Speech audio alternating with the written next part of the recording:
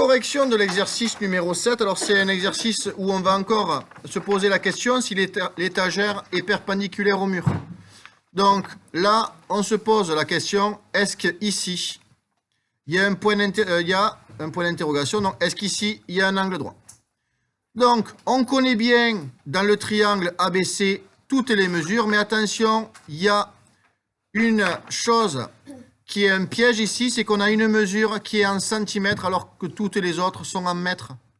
Donc, il faut penser à transformer 60 cm en mètres et 60 cm, c'est 0,6 mètres.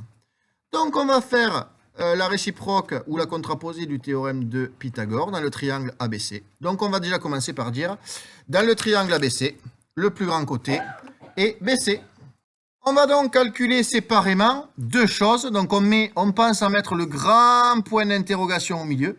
Et on va calculer séparément, donc d'un côté, BC au carré, qui est égal à 1,34 au carré. Et de l'autre côté, on va avoir AB au carré plus AC au carré. Et essayez de bien voir que AC, c'est 1,2. Si vous demandez à Marina, elle ne l'avait pas vu.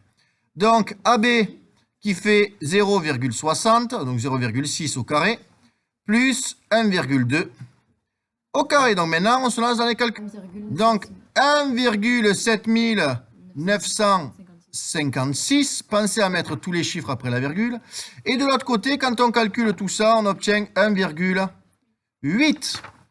On constate bien, et on n'est pas très loin, il ne fallait pas arrondir, donc que BC au carré n'est pas égal à AB au carré plus AC au carré. On va donc pouvoir en conclure que d'après l'égalité de Pythagore, donc d'après l'égalité de Pythagore, ABC n'est pas un triangle rectangle et l'étagère n'est pas perpendiculaire au mur.